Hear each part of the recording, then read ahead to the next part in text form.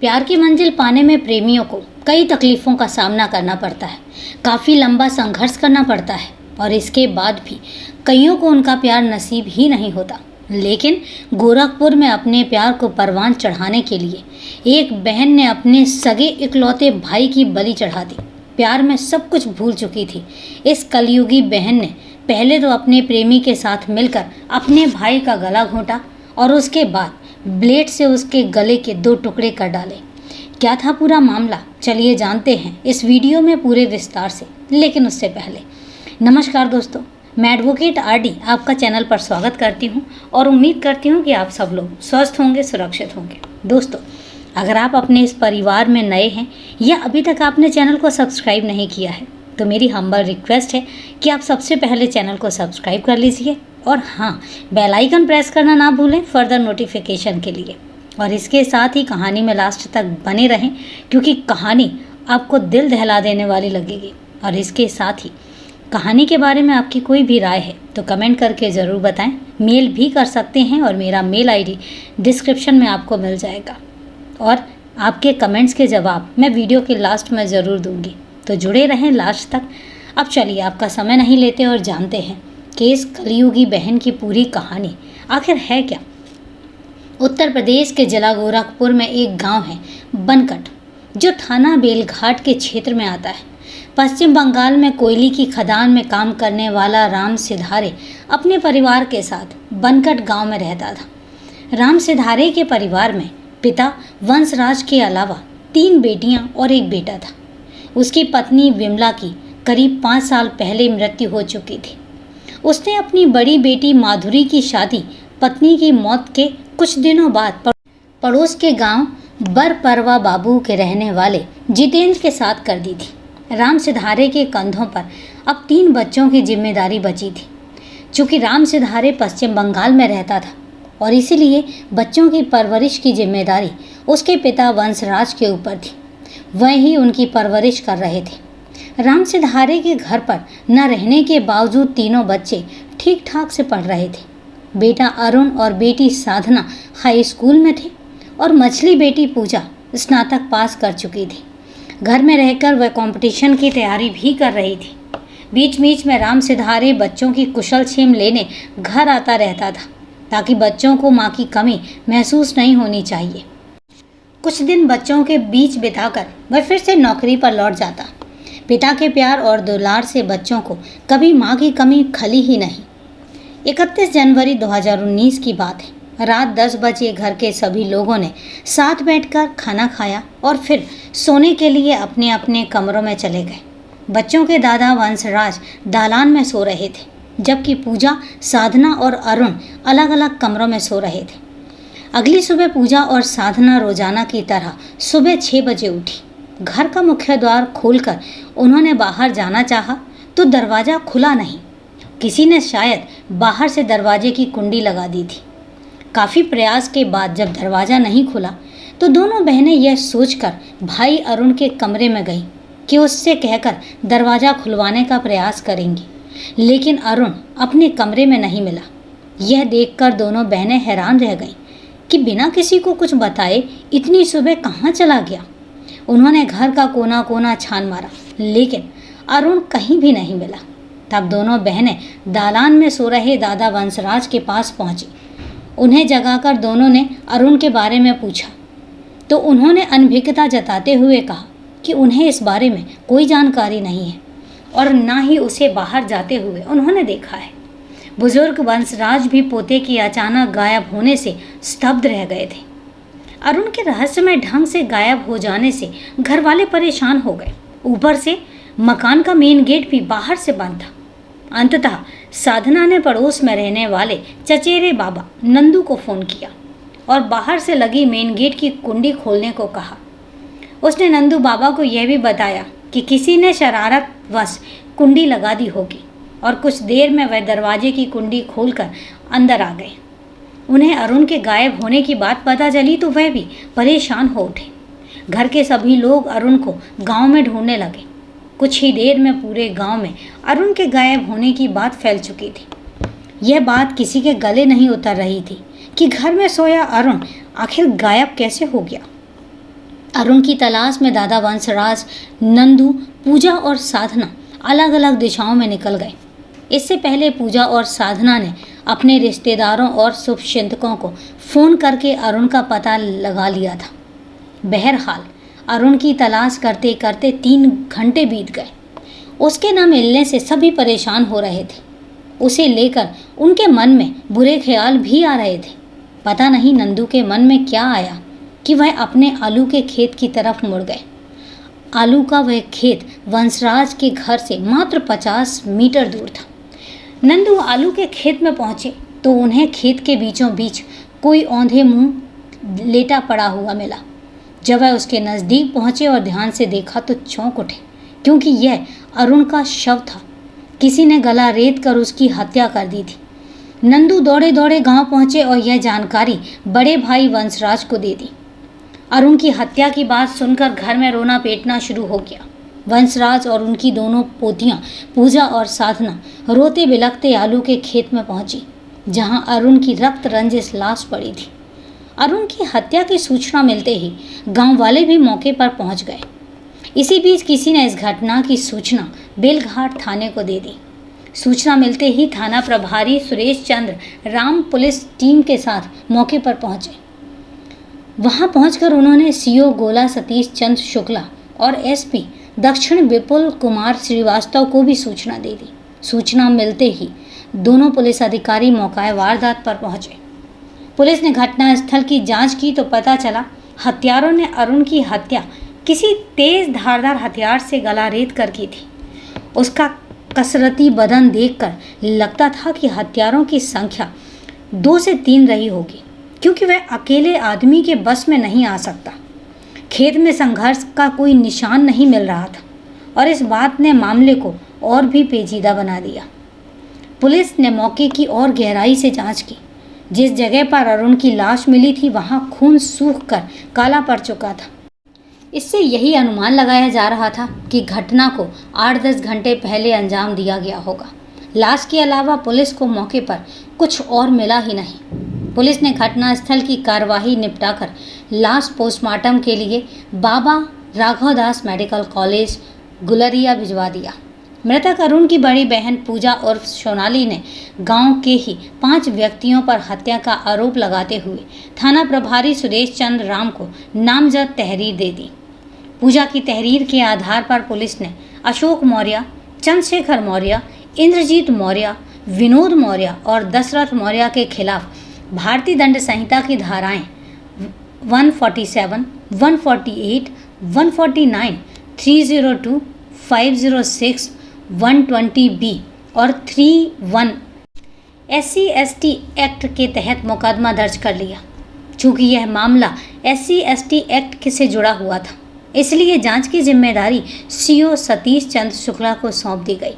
CO साहब ने सबसे पहले वादी पूजा उर्फ सोनाली से अरुण की हत्या के संबंध में जानकारी ली। पूजा ने बताया कि करीब 1.5 साल पहले अरुण को दशरथ मौर्य ने जेल भिजवाया था। वह उसकी बेटी कंचन से प्यार करता था और कंचन भी उससे प्रेम करती थी। एक दिन दोनों ही घर छोड़कर भाग गए थे। दशरथ मौर्य ने नाबालिग बेटी कंचन को बहला फुसलाकर भगा ले जाने की रिपोर्ट बेलघाट थाने में दर्ज करा दी। पुलिस ने कोशिश करके अरुण और कंचन को ढूंढ निकाला और अरुण को जेल भेज दिया। जुलाई 2018 में वह जमानत पर छूटकर जेल से बाहर आ चुका था। भाई के जेल से आने के बाद से ही ये लोग उसकी जान के पीछे पड़े थे। पूजा ने उन्हें बताया कि दशरथ मौर्य ने अपने 4 बेटों अशोक, चंद्रशेखर, इंद्रजीत और विनोद के साथ मिलकर अरुण की हत्या की होगी। सीओ सतीश चंद्र शुक्ला ने पूजा के बयान की पड़ताल की तो उसकी बात सच निकली। इसके बाद सतीश चंद्र शुक्ला ने पुलिस टीम के साथ दशरथ मौर्य के घर पहुंचे। मौके से अशोक, चंद्रशेखर और इंद्रजीत को दबोच लिया। विनोद और उसका पिता दशरथ पुलिस के पहुंचने से पहले ही फरार हो चुके थे। तीनों को हिरासत में लेकर वह थाने आ गए। सीओ शुक्ला ने हिरासत में लिए गए अशोक मौर्य से दशरथ और विनोद के ठिकाने के बारे में पूछताछ की तो उसने बताया, सर, अरुण की हत्या हमने नहीं की है और ना ही मेरे पिता फरार हैं।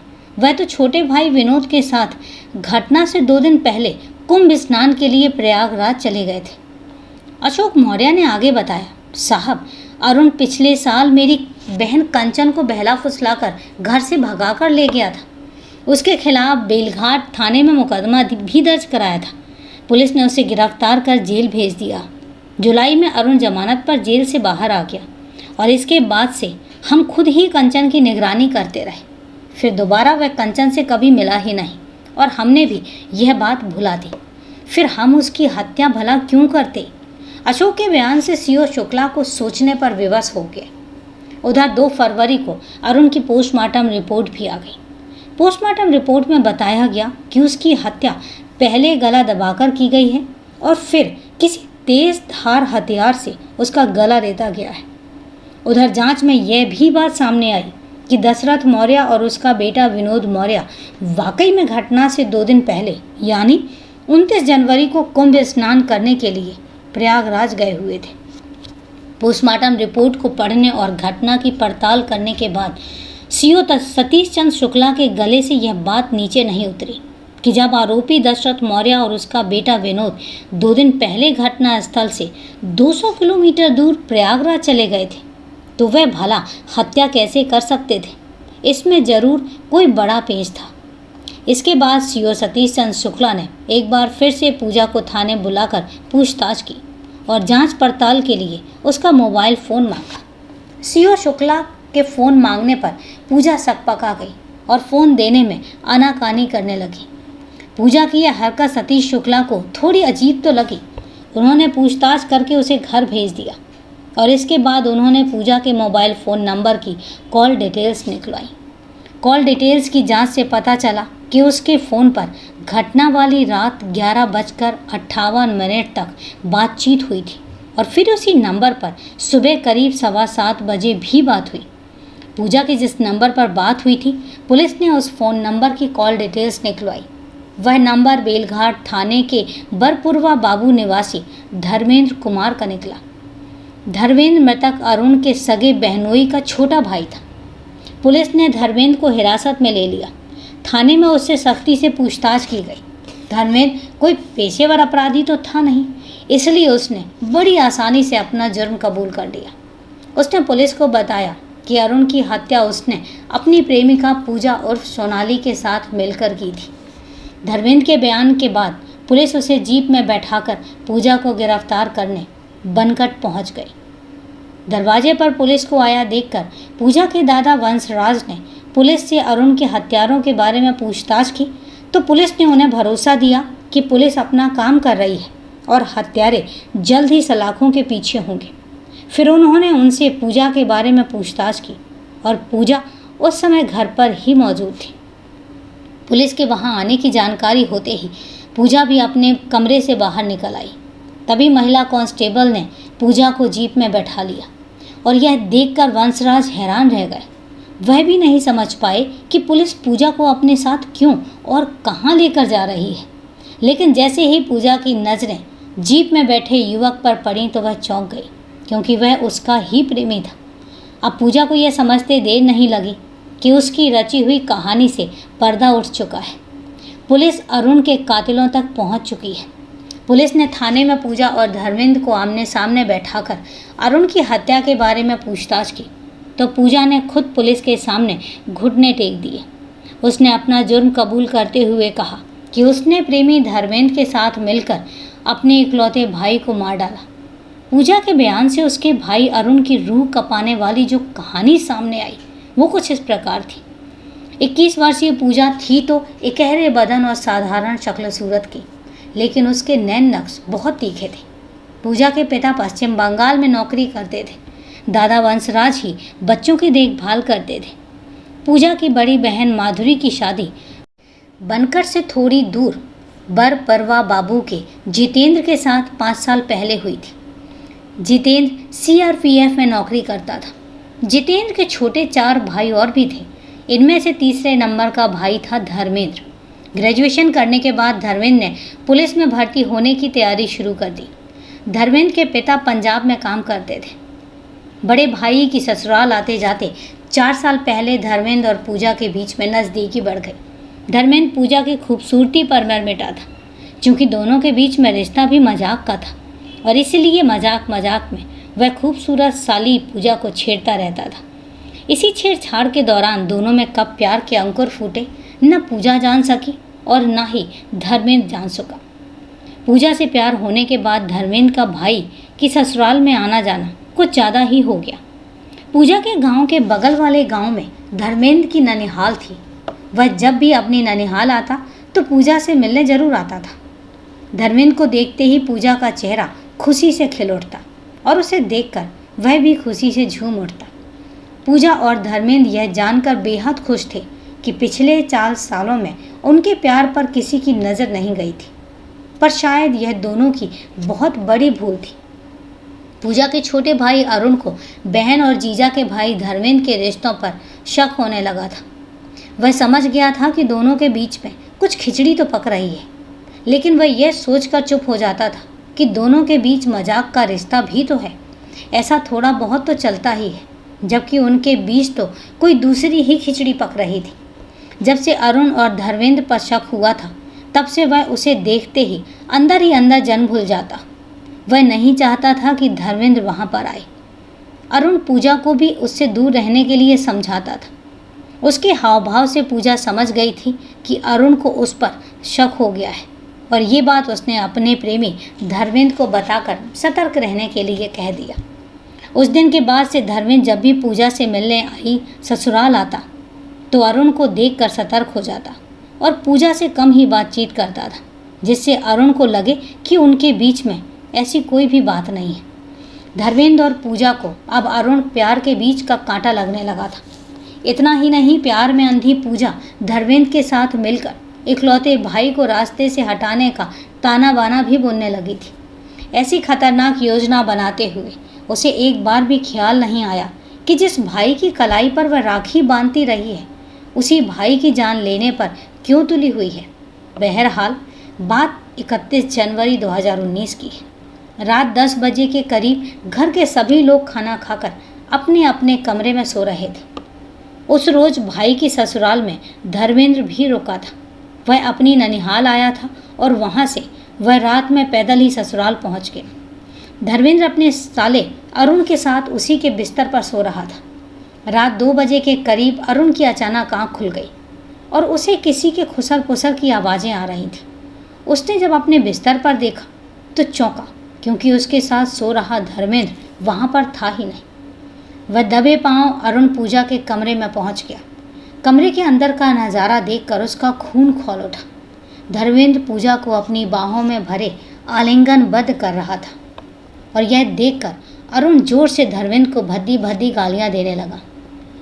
अरुण को वहाँ देखकर दोनों घबरा गए और डर भी गए कि कहीं घर वाले जाग गए तो उनकी पोल खुल जाएगी और बदनामी भी होगी। तभी धर्मेंद्र ने अरुण के मुंह पर कसकर हाथ रख लिया। यह देखकर घबराती हुई पूजा बोली, तुम चिल्लाओ मत, हम दोनों जल्द ही एक दूसरे से शादी करने वाले हैं। यह सुनकर अरुण उस पर भड़कते हुए बोला, मैं अपने जीते जी तो ऐसा नहीं होने दूंगा। पूजा ने अपने भाई को बातों में उलझाकर उसके गले में अपना दुपट्टा डाल दिया। फिर धर्मेंद्र और पूजा फुर्ती से उस दुपट्टे को पकड़कर खींचने लगे, और जिससे गला घुटकर अरुण की मौत हो गई। अरुण मर चुका था, यह सोचकर दोनों के हाथ पांव फूल गए। पूजा और धर्मेंद्र लाश को ठिकाने लगाने को लेकर परेशान थे। दोनों सोच रहे थे कि सुबह होते ही भाई की अचानक मौत हो जाने से घर वाले परेशान हो जाएंगे, बात पुलिस तक भी पहुंचेगी और दोनों पकड़े जा सकते हैं। तभी पूजा को अरुण और दशरथ मौर्य की बेटी कंचन की प्रेम कहानी याद आ गई। खुद को बचाने के लिए पूजा ने यह कहानी बना डाली। इस कहानी से वह 2 निशाने साध रही थी। पहला, अरुण की हत्या का दोष दशरथ और उसके परिवार पर लग जाएगा, क्योंकि कंचन और अरुण को लेकर दोनों परिवारों के बीच में विवाद चल रहा था, और दूसरा, उन दोनों पर किसी को शक भी नहीं होता। खैर, पूजा की मदद से अरुण की लाश को ठिकाने लगाने के लिए धर्मेंद्र ने उसे अपनी पीठ पर उठा लिया और घर से 50 मीटर दूर नंदू के आलू के खेत में फेंक आया। कहीं भाई जीवित तो नहीं रह गया, यह जानने के लिए पूजा ने अरुण की नब्ज टटोली और उसे शक हुआ कि उसकी सांसें चल रही हैं। फिर क्या था, वह दौड़ी दौड़ी कमरे में आई और डिब्बे में रखा ब्लेड निकालकर खेत पर पहुंच गई। अपने ही हाथों से उसने भाई का गला रेत दिया और फिर दोनों घर आ गए। खून से सने हाथ पैर धोकर दोनों निश्चिंत हो गए और सुबह होते ही धर्मेंद्र अपने घर लौट गया। घर जाते समय वह पूजा के घर से मेन गेट की कुंडी बाहर से बंद कर गया था, ताकि लोगों को यही लगे कि दशरथ और उसके घर वालों ने उसे धोखे से बुलाकर हत्या कर लाश आलू के खेत में फेंक दी होगी। केस का खुलासा हो जाने के बाद पुलिस ने दशरथ मौर्य और उसके बेटों के नाम रोज नामचे से हटाकर पूजा और धर्मेंद्र को आरोपी बनाते हुए उन्हें न्यायालय में पेश किया और जहां से उन्हें जेल भेज दिया गया। पुलिस की सक्रियता ने पूजा और अरुण के सभी मंसूबों पर पानी फेर दिया। जिस प्यार को पाने के लिए पूजा ने अपने भाई की बलि दे दी, उसी के साथ अब वह ताउम्र जेल में अपने गुनाहों की सज़ा पाने के लिए भेज दी गई थी। तो दोस्तों, मैंने पहले ही कहा था कि कहानी दिल दहला देने वाली है। तो कहानी के बारे में आपकी क्या राय है, कमेंट करके ज़रूर बताएं। और कहानी को लास्ट तक सुनने के लिए तहे दिल से धन्यवाद। अब सिलसिला शुरू होता है आपके कमेंट्स और मेरे जवाब का। मेरे पास जो सबसे पहले कमेंट आया है वो है सनी भंडारी जी का। सनी भंडारी जी ने अंकिता पिसुदे पर कमेंट किया है, वेरी सैड स्टोरी।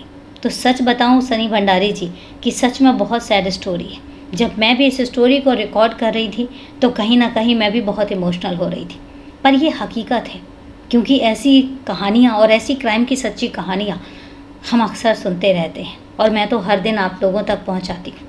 तो सपोर्ट करने के लिए तहे दिल से धन्यवाद। इसके अलावा मेरे पास कमेंट आया है खादिम हुसैन जी का, वो पाकिस्तान से है और वो लिखते हैं, उन्होंने काफ़ी लंबे मैसेज लिखे हैं, वो मैं पढ़ नहीं पाऊँगी, लेकिन हाँ, उन्होंने वीडियो को सपोर्ट किया है, उनको वॉइस अच्छी लगती है। सबसे बड़ी बात यह है कि वो रेगुलर वीडियो को वॉच करते हैं और हमेशा सहयोग करते हैं। तो सबसे पहली बात है, सबसे पहले तो वो पाकिस्तान से हैं, तो अस्सलाम वालेकुम कादिम हुसैन जी। और दूसरी चीज़, आप इतना दिल से सपोर्ट करते हैं, सहयोग करते हैं, तो मैं यही कहूँगी कि हमेशा ऐसे ही सपोर्ट करते रहें, सहयोग करते रहें। और आपके सपोर्ट और सहयोग के लिए तहे दिल से धन्यवाद। इसके अलावा मेरे पास कमेंट आया है सुमंता चौटे जी का। सुमंता चौटे जी ने कहानी पर लिखा है नाइस। तो thank you very much support करने के लिए, सहयोग करने के लिए। बस ऐसे ही अपना सहयोग और सपोर्ट बना कर रखें। इसके बाद जो अगला कमेंट आया है वो है ओलिवर जी का, और ओलिवर जी ने कहा है thank you very much for your efforts. तो ओलिवर जी तहे दिल से धन्यवाद कि आपको एफर्ट्स मेरे जो हैं वो अच्छे लगे, मेरी वॉइस अच्छी लगी, तो सबसे बड़ी बात है कि तहे दिल से धन्यवाद। आप इतना सपोर्ट करते हैं, आप सब लोग इतना सहयोग करते हैं। इसके अलावा इन्होंने एक कमेंट किया है कि जो आप अपना नाम लेते हैं उसको प्लीज़ स्पेल करेंगे। तो मैं सबसे पहले बता दूं कि मेरा जो नाम है एडवोकेट RD। वैसे मैं कमेंट में आपको रिप्लाई ज़रूर करूँगी, लेकिन इसके अलावा मैं आपको बता देती हूँ कि जो मेरा नाम है वो है एडवोकेट RD। तो दोस्तों, आज आप लोगों ने बहुत सारे कमेंट किए हैं और बहुत अच्छे से कमेंट किए हैं। अगर कोई सजेशन भी है तो वो भी आप मुझे बेशक बता सकते हैं, वो भी दिल से एक्सेप्टेड होंगे। तो दोस्तों, आज के लिए इतना ही। कल फिर मिलते हैं क्राइम की एक सच्ची कहानी के साथ। तब तक के लिए सेफ रहें, सुरक्षित रहें और अपना ध्यान रखें। जय हिंद दोस्तों, जय भारत।